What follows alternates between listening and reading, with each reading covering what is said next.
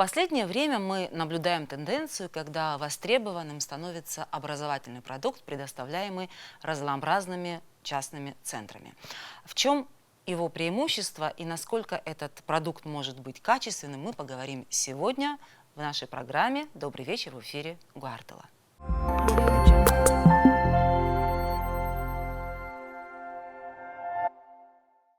Итак, на наш откровенный разговор мы пригласили основателя образовательного центра «Аума» Мадину Аубла. Мадина, добрый вечер. Добрый вечер. Добро пожаловать в нашу студию. Спасибо. Спасибо, что пригласили. Мадина, я, насколько понимаю, название «Аума», я так догадываюсь, это Мадина Аубла Мадина? Да, в том числе. Ну, смотрите, по поводу названия, я изначально хотела, чтобы это обязательно было что-то на абхазском языке, звучало по-родному и вызывало какие-то приятные ассоциации. Я очень долго билась над названием, подключила всех своих друзей, у нас был буквально брейнсторминг, и тут вот один из моих друзей пришел к такой идее объединить фамилию, первую букву фамилии и имени, и получилось вот абхазское слово «Аума», которому хочется соответствовать. Ага, правильно. А что на сегодня предоставляет своим клиентам образовательный центр «Аума»? На данный момент у нас есть языковые курсы, абхазский язык, английский язык, турецкий, испанский. Мы, конечно, планируем расширять количество языков, но сейчас находимся в поисках специалистов. И, наверное, важно отметить, что в нашем центре языковые курсы предоставляются не только детям и подросткам, то есть у нас проходит обучение и взрослые люди. На кого он рассчитан еще? Вот вопрос, да. То есть рассчитан на специалистов в абсолютно любой области, и как, в принципе, и другие курсы, которые мы предоставляем. С любого уровня у нас обязательно, конечно, деление на группы, на уровне, чтобы добиться максимально хорошего результата и комфортной атмосферы. Помимо языковых курсов у нас есть курс академического письма. Я, наверное, чуть-чуть расскажу, что это такое, потому что это довольно новый курс в Абхазии, в рамках Абхазии, не только в Абхазии. В России, допустим, академическое письмо появилось в 2016 году, то есть произошел вот этот вот бум создания центров по академическому письму. В Европе, в Америке этот курс существует уже давно, и западные школьники изучают этот курс с очень юного возраста. У нас, наверное, наш центр пока Для чего он нужен, где он применим? Да, я расскажу. Этот курс полезен, опять же, специалистам в любой области, которые ведут, помимо всего прочего, ведут письменную коммуникацию. То есть, чему учит этот курс? Он учит логично, структурированно передавать идею и мысль текста, излагать текст.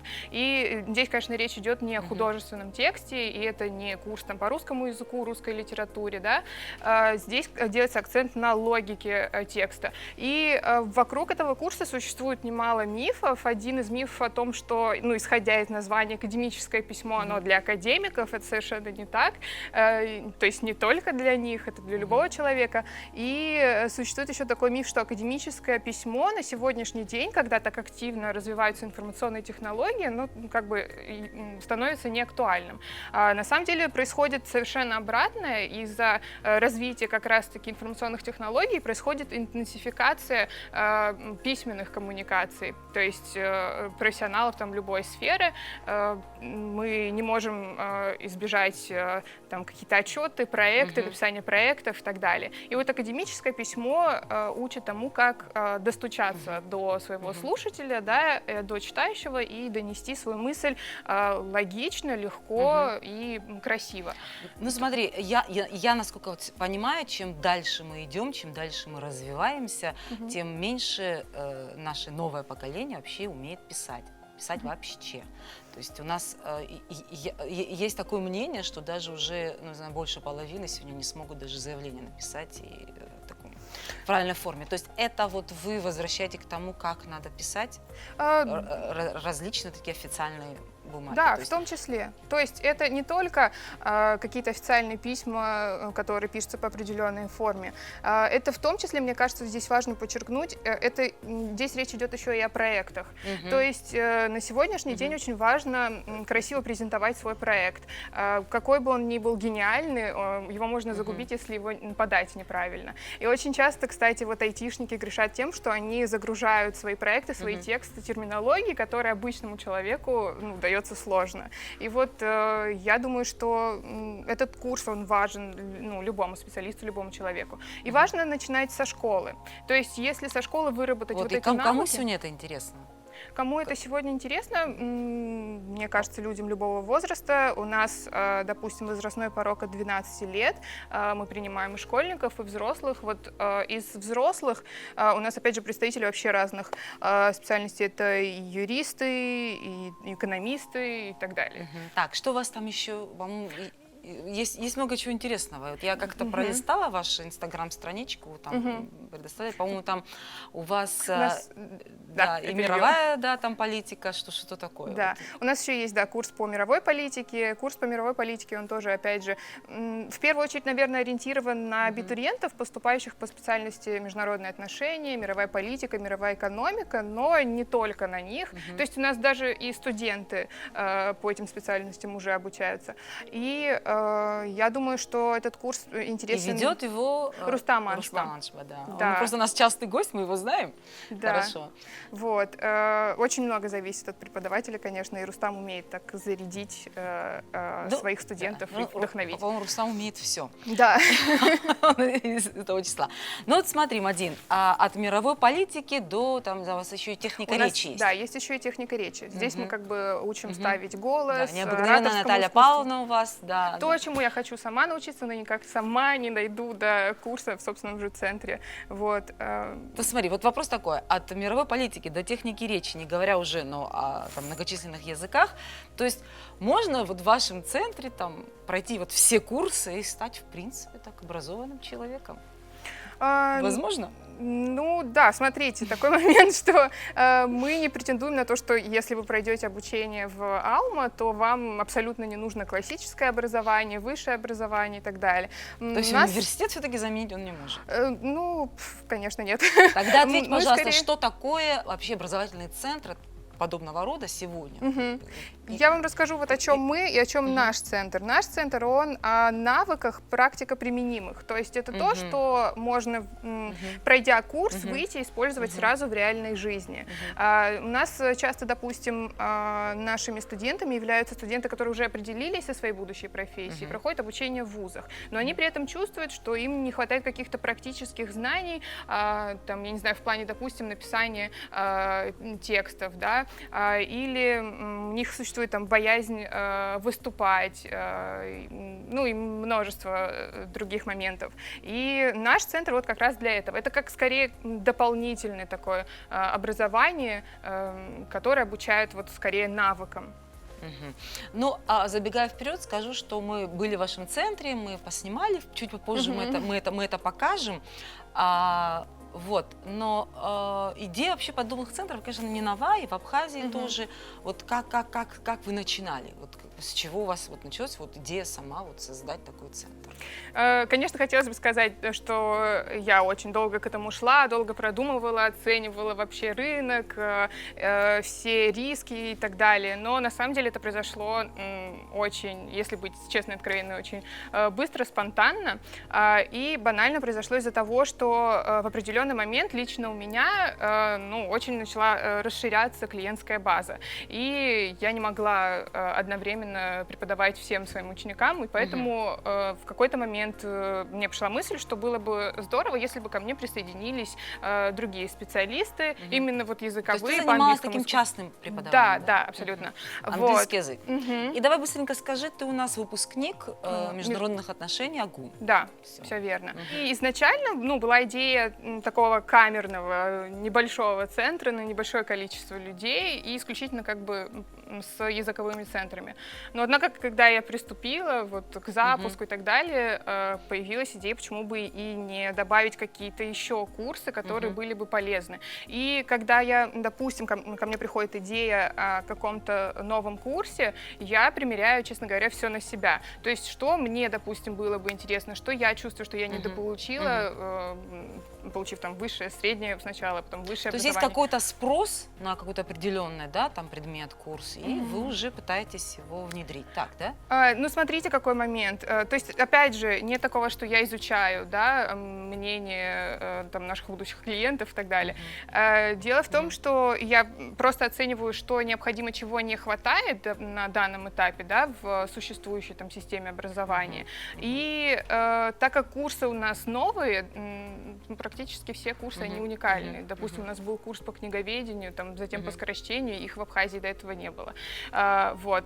Так как, ну, они уникальны, соответственно, люди не понимают, что это и вообще зачем этот курс. Нам приходится очень активно это все рекламировать, объяснять, чтобы там достучаться до людей. И часто срабатывает так, что вначале мы запускаем очень небольшие группы, то есть я иду на риск каждый раз, потому что я понимаю, что у нас очень активно работает вот именно так называемое сарафанное радио, когда там определенная группа людей проходит эти курсы, они начинают активно потом, когда они довольны результатом, они начинают активно рекомендовать это уже своим родственникам, друзьям, и так уже становятся известны. То есть получается, ну, что такое курс английского или там курс Здесь как бы техники речи, понятно.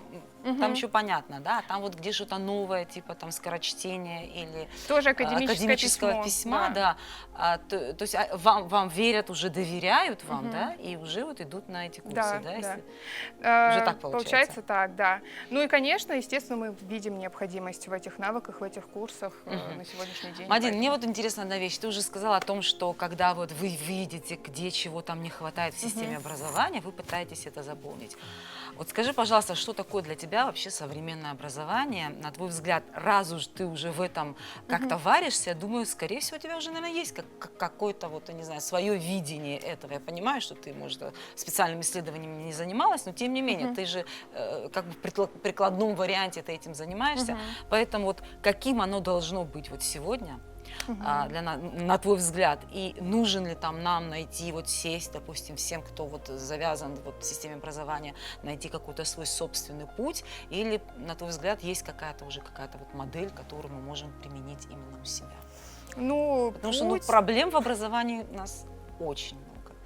Да, существуют проблемы, конечно, потому что многие моменты не меняются, их образование нужно обязательно адаптировать под современные реалии, чтобы успевать за мировыми тенденциями, чтобы успевать за нашей молодежью, за детьми, потому что они развиваются на сегодняшний день с огромной скоростью и делают по большей мере это самостоятельно, то есть то, что успели ухватить в том же интернете. Смотрите, на мой взгляд, путь у нас в любом случае будет собственный, потому что невозможно взять и под копирку повторить какую-то уже существующую систему. И я думаю, что у нас есть такая роскошь, как свобода выбора. На сегодняшний день очень успешно применяются и работают системы в Европе, на Западе. Я думаю, что мы можем не зацикливаться на одной системе, а брать лучшее из всех систем и пробовать это у нас, да? Но при этом, конечно, нужно понимать, что все это нужно адаптировать под наш менталитет, здесь очень много факторов, даже под климатические условия, географические условия, потому что работать, допустим, в жару, да, как бы сейчас это банально там не прозвучало, но это тоже важно учитывать при изменении системы. Работать в жару очень сложно, то есть мы часто называем себя ленивыми, но по сути как бы это тоже как-то климатически объясняется. И на самом деле я часто представляла себе, какой должна быть идеальная школа. Вот лично для меня, я, наверное, может быть, ухожу далеко, но таким главным фундаментом, на который можно настраивать уже все остальное, является культура физического и эмоционального здоровья. Объясню, что это такое и почему это важно. То есть главным должно быть именно это? Начинать нужно с этого. То есть если нет этого, сложно настраивать все остальное. То есть, вернее, возможно, конечно, но это намного облегчило бы, да, жизнь уже детям, их будущую взрослую жизнь. Есть ряд исследований, которые подтверждают, что существует вот эта вот прямая связь между тем, как мы, допустим, питаемся, и нашим там эмоциональным состоянием и работоспособностью. То есть если для меня вот идеальная школа — это та школа, которая объясняет необходимость, опять же, там, эмоциональной стабильности, физического здоровья, правильного питания и показывает на практике, что это классно, вкусно и здорово, интересно, да. И на самом деле, правда, есть ряд исследований, которые показывают, что, допустим, из-за того, что на сегодняшний день дети очень увлекаются сладким, это приводит к очень нестабильному их эмоциональному фону, они могут впадать в истерики, то есть они не работоспособны.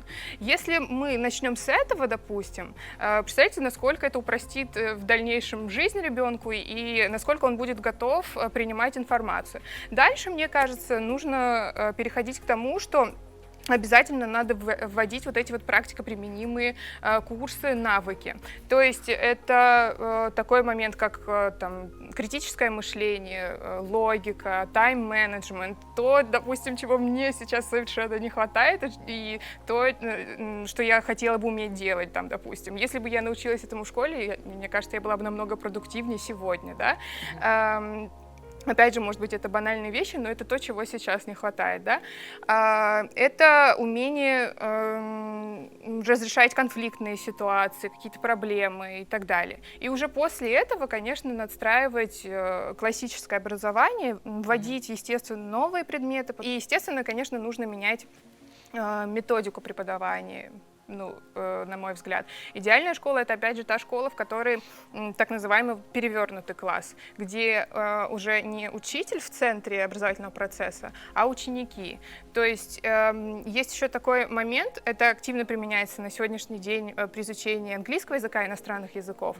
Допустим, и это очень стимулирует там, логическое мышление, когда преподаватель не сам выдает какое-то правило, а он подталкивает своих учеников к тому, чтобы они критически мыслили, проанализировали, да, и дошли. То есть это такие примеры, которые, мне кажется, говорят о том, что было бы как бы неплохо поменять и методику, да, преподавания. Ну, позволь, я вот подытожу все, что ты сказала. Мне кажется, это все очень нравится. И самое главное, это то, что вот надо начинать, конечно, не так, не классически, как мы привыкли учить читать и писать, а с физического и эмоционального фона ребенка. Мадин, вот попросту говоря, вы предоставляете продукт, который покупает. Значит ли это, что все-таки вот этот спрос на образование, он есть? Ну, конечно, да. Спрос на образование, мне кажется, будет существовать еще очень долгое время. Ну, есть еще такой момент, что, конечно, ставится под вопрос актуальность там, высшего образования на сегодняшний день. Я думаю, что это происходит из-за того, что в государстве делается, в странах на сегодняшний день делается акцент там, на экономическом развитии, на технологическом развитии, вот, на рыночных отношениях, и образование как бы превращается в услугу и очень подчиняется вот, требованиям там, государства, запросу государства. И я думаю, что если будут вот такие вот перекосы, ну, только в практику, это так же плохо, как перекос только в теорию. То есть, когда знание только ради знания, да, когда его невозможно применить, ты не знаешь, как его применить. Я считаю, что должен существовать такой баланс, вот, и, естественно, да, возвращаясь к вопросу, спрос на образование существует, да. Вот ты уже сказала, что мы предоставляем услуги, и как бы мы вот не называли это организованное ваше дело, оно такое предоставление услуг, но это бизнес, да? Вот. И вы вот существуете по вот этим всем правилам бизнеса, или все-таки к вам не совсем как к бизнесменам относятся? Ну, смотрите, конечно, нельзя совсем там отрицать, что это своего рода бизнес, но в то же самое время, ну, я чувствую огромную ответственность. То есть это бизнес, на котором огромная ответственность. И я думаю, что нужно всегда делать акцент на качестве. То есть это для нас такой ключевой момент. Естественно, мы там, стараемся масштабировать, там, предоставляем услуги, клиентскую базу и так далее. Да? Естественно, я не буду отрицать, что мы как бы думаем и в этом ключе тоже. Но есть, ну, как бы самый важный момент для нас — это качество. То есть до того момента, пока это качественно... Вот о качестве мы еще поговорим, но Да. можно сказать, что вот образовательная сфера, она достаточно успешна с точки зрения бизнеса сегодня. Ну, Если предоставлять качественный продукт, мы сейчас о нем тоже поговорим. да, да, конечно, это успешная сфера и довольно-таки прибыльная сфера. Можно так говорить? Можно. Мы сейчас посмотрим репортаж, мы побывали в вашем центре, и потом уже поговорим и о качестве.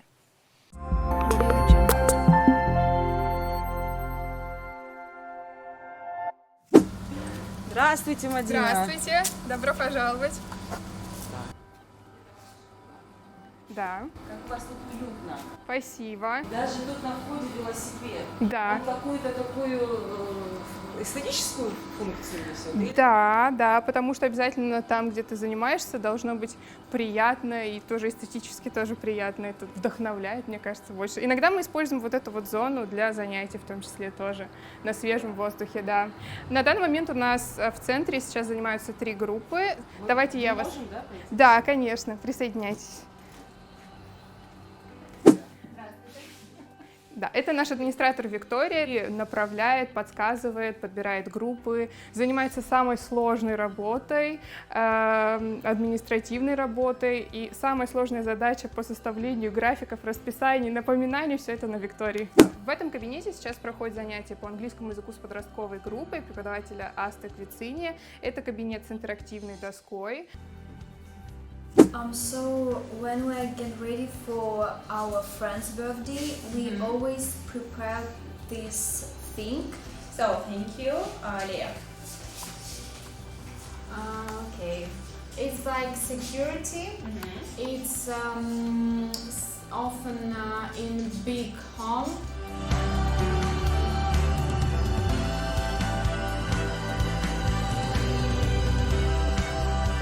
В этом кабинете сейчас проходят индивидуальные занятия. Это абитуриентка, которая готовится к поступлению на международные отношения в нашем Афганском государственном университете. Очень талантливая девочка, умница. Да, мы уверены в ее блестящем результате при поступлении. Сейчас мы завершили всю программу, да, грубо говоря, и сейчас вот именно технически готовимся к тому, чтобы она не растерялась на экзамене, показала себя хорошо. Вот. Ну, я в ней уверена. В этом кабинете у нас совсем юные наши ученики изучают академическое письмо, изучают логику текста, учатся правильно писать. Я вот хочу вас пригласить, посмотреть, как это проходит. Правда скучно. Это не довод. Скучно. Что значит скучно? Я против, потому что сковывает детей, не дает показать себя в полной мере. Дорого, школьная форма довольно дорогая, сложно найти. Все. Сложно достать. Так считаешь? Да. Дальше. Плюсы. Доводы, допустим, против, которые могут быть Еще не знаю. Мы еще раз возвращаемся в этот кабинет, потому что у нашего преподавателя Асты Квицини только что закончилось занятие с подростковой группой, и сейчас вот пришла уже взрослая группа. What are your main professional goals for next year? Personal goals. Ilona?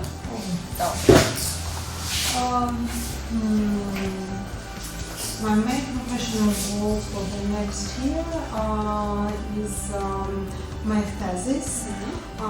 Okay. Do you live according to a strict schedule or go with the flow? So, from my point of view, my life maybe I live not according to a strict schedule, but sometimes it needs At a test and moreover and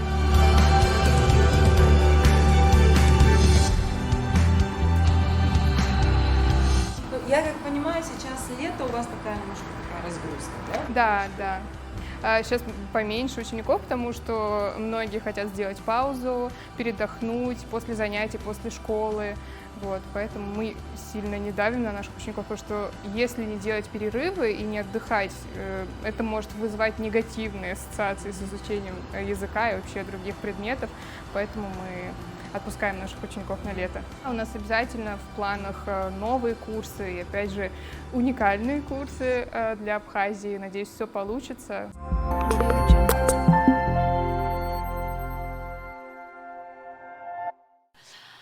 Ну что, мы поговорим теперь о качестве, вот, как говорится, предоставляемых услуг. Понятно, что, ну, если родители, да, тех детей, которые ходят к вам, готовы платить за то, что вы им предоставляете, ну, получается, что, естественно, в частных центрах они получают что-то больше, что-то лучше, чем в школе.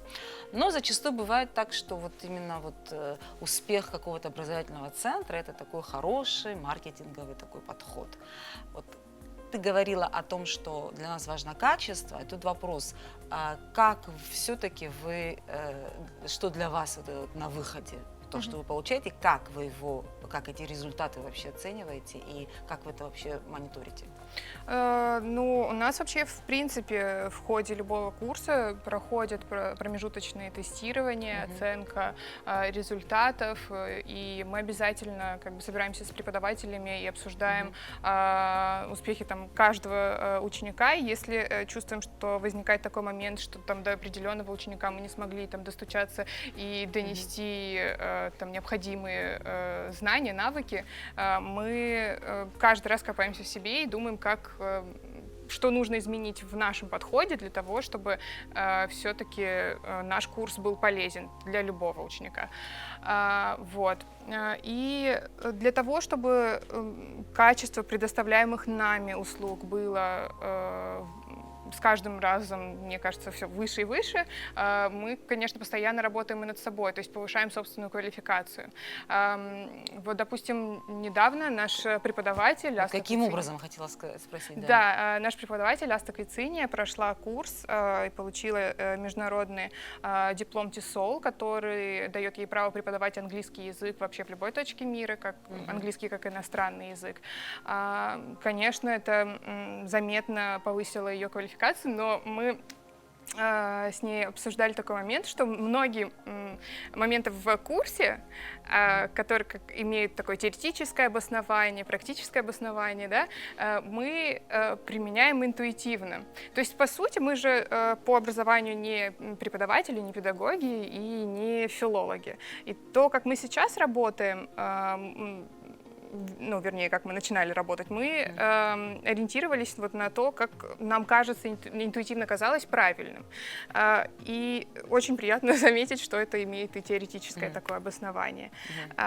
Ну и... А бывало такое, что нет, мы здесь ошиблись, надо идти вот другим путем? Да, конечно, такие моменты тоже есть. Я не говорю, что мы преподаем идеально, но мне кажется, что здорово то, что мы не боимся ошибок. И это то, чему мы, кстати, учим наших студентов, не бояться ошибок. А ошибки — это здорово на самом деле, потому что на ошибках больше практики, больше опыта появляется. Вот. Молодцы. Не, ну это очень важный подход, действительно, потому что без ошибок не бывает ничего. Но такой вопрос, который вот я у вас так особняком его выделила, это такой самый, наверное, болезненный, не знаю, вопрос для нас всех, очень обсуждаемый, одна из таких самых популярных тем, это преподавание абхазского языка, которым, в принципе, занимаетесь и вы тоже. По-моему, вот, то есть вы не с самого начала как-то, у вас, да, вы к этому пришли тоже, да, я так понимаю. Вот, вы тоже взялись за это. Скажи, пожалуйста, это вот вы за это взялись, потому что вот это так вот нужно, это вот такая дань существующей конъюнктуре, или у вас есть какое-то вот собственное видение, как это нужно делать? Вот расскажи, пожалуйста, есть какие-то у вас успехи? Ну, на самом деле, вы верно сказали, что у нас не с самого начала появился курс по абхазскому языку, не с самого начала запустился, потому что, ну, для меня, опять же, вот было очень важно, чтобы у нас появился преподаватель, чья методика, ну, в преподавании абхазского языка соответствует, наверное, нашей общей методики преподавания в центре. То есть, Скажи, пожалуйста, я тебя сейчас перебью, извини, то есть так как не существует какой-то определенной методики у нас, да, уже общепризнанной такой, вот, то есть вы ждали появления какого-то педагога, который будет соответствовать именно вот вашей концепции, да? Да. Вот так вот. То есть я, опять же, не отрицаю, что уже давно существуют преподаватели, которые активно применяют современную методику, то есть перенимают методику преподавания английского языка и внедряют ее в обучение абхазскому языку, но просто мы долго ждали, пока на наш призыв отзовется кто-то из преподавателей. Вообще, говоря об абхазском языке, я хотела бы сказать, что, наверное, для того, чтобы ситуация изменилась, мне кажется, что в первую очередь, это то, что я замечаю по ученикам, в первую очередь важно каким-то образом избавиться от оказываемого давления. То есть я человек, не владеющий абхазским языком, к сожалению. Так сложились обстоятельства, мне очень жаль, и я бы хотела выучить абхазский язык, но просто на данный момент у меня пока не получается, но я обязательно это сделаю. Вот. Но Про какое-то давление говоришь? Да, сейчас объясню, о чем идет речь. Давление какого рода? Так как вообще, в принципе, существует научно обоснованная фобия изучения языка и общения на иностранном языке. Это называется ксеноглоссофобия. Вот. И если, представляете, если страшно заговорить на иностранном языке, насколько страшно заговорить неправильно на родном языке, да? То есть нет такого, что, конечно, кто-то открыто там может закидать себя камнями, если ты допустишь ошибку, но я имею в виду, что это как бы может быть не всегда внешнее давление, это внутренний какой-то страх, фобия допустить ошибку на родном языке. Здесь преподавателю очень важно помочь человеку проработать этот момент, избавить его от страхов, от фобий. И, конечно, есть такой момент, когда чувствуется. Опять же, это вообще речь не обо всех, да, это какие-то, может быть, отдельные ситуации, да, когда люди, владеющие языком, ну, потому что, опять же, так сложились обстоятельства, бывает такой момент, что вот когда я признаюсь, что я не говорю на абхазском языке, мне могут сказать, ну как тебе не стыдно? То есть начинают давить на то, что это стыдно, да? Но по сути я научилась отвечать на это таким образом, ну как бы научите меня тогда. То есть не просто говорите мне, что стыдно и это плохо, ну научите, да? Так, у меня такой вопрос. Английскому языку тоже тебя, по-моему, не мама обучила? Нет. Вот, скажи, пожалуйста, почему все-таки у нас вообще есть ли шанс для нас преподавание, изучение государственного языка сделать таким же успешным, как преподавание, изучение английского? Да, конечно, существует такой шанс. И... Я к тому, что английский ты выучила. Да, я поняла. Ну, я объясню, что преподавательская работа, это очень командная такая работа. И в западных школах это практикуется, у преподавателей всегда происходит обмен опытом, коллективная работа. Это помогает избегать выгорания профессионального, потому что преподаватели очень подвержены выгоранию, потому что это же, понимаете, что это эмоциональные затраты и так далее, энергетические затраты. Я считаю, что есть возможность, конечно, добиться прорыва в этом, если объединить, мне кажется, усилия не только преподавателей абхазского языка, не только лингвистов по абхазскому языку, но, допустим, я не знаю, тех же преподавателей английского языка, которые успешно проводят свою деятельность и добиваются каких-то результатов, и их ученики говорят на языке. То есть можно перенимать международный опыт, и почему бы и нет.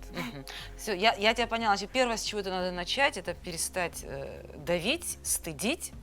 Ну, то есть, это правда, может быть, это лишнее, но правда, такой момент существует. Во-первых, нужно избавиться от этого. Нет ничего плохого в том, что ты допустишь ошибку даже в своем родном языке и будешь говорить коряво. Главное — передать информацию. Язык же, он существует для коммуникации.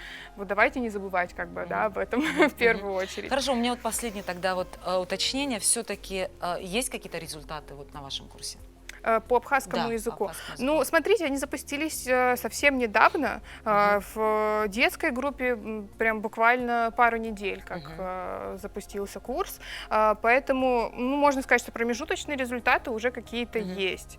И я думаю, что если мы будем работать в таком же ритме, то да, Курс востребован? к сожалению, не очень. Да. Да, если говорить прямо, не очень. И у нас же курсы для взрослых тоже. И у нас есть взрослые студенты, но это не абхазы. То есть я имею в виду, что То есть почему-то абхазам чтобы вообще выучить, не да, интересно. да, они за это не Я готовы не платить. говорю, что чтобы абхазские выучить. должны изучать только абхазы, естественно. Вообще Да, речь да, не об да. этом. Но почему-то, ну, как бы не так востребовано, как бы. Да, к сожалению, да, это огромная тема, сейчас не будем в нее углубляться. Я, насколько знаю, ты сама преподаватель АГУ, к тому Да. же. Ты не оставила свою преподавательскую деятельность, ты продолжаешь, ты и до этого тоже работала, да же? Нет, я не то чтобы не оставила, я только начала ты преподавать. только Да, начала. это Вот. мой первый Хотела год. спросить, почему все-таки ты еще и в АГУ работаешь? У тебя такой бизнес, свое дело, да, ты можешь здесь развернуться. как ты Ну, хочешь. потому что для меня это такой своего рода преподавательский азарт, вызов, который мне захотелось принять. Потому что я изначально, когда начала заниматься преподавательской деятельностью, я бралась за все кейсы. То есть преподавала студентам любого возраста, поступающим, там, которые готовятся срочно в краткие сроки к каким-то экзаменам, взрослые люди, подростки и так далее. Мне было интересно попробовать себя как бы во всем. Я методом вот проб и ошибок поняла, что, допустим, у меня есть определенная категория людей, с которыми мне комфортно работать и где я могу добиться наилучшего результата. И вот единственное, с кем я не смогла поработать, это студенты университета. И, к счастью, все так сложилось, что теперь и это я могу добавить в свою копилочку. Здесь мотивация у меня абсолютно, опять же, не продиктована там какой-то там прибылью и так далее, да. А может, такая Естественно. статусность? Ну, да нет. Не знаю, я бы не сказала, что и это тоже самоцель, и что это тоже важно. В любом случае для тебя важен Если сам говорить вот этот, прямо, как ты честно. уже говорила, это азарт сам Да, преподавательский. и исключительно. То есть я руководствовалась этим. То есть ты, по сути, препод. Да? Мгм. Мадина, спасибо большое за откровенный разговор Спасибо вам. сегодня. Было на самом деле очень интересно. Желаю тебе Спасибо. удачи во всех своих начинаниях. Ну, а мы будем продолжать говорить об образовании. Смотрите Гуартела. До встречи.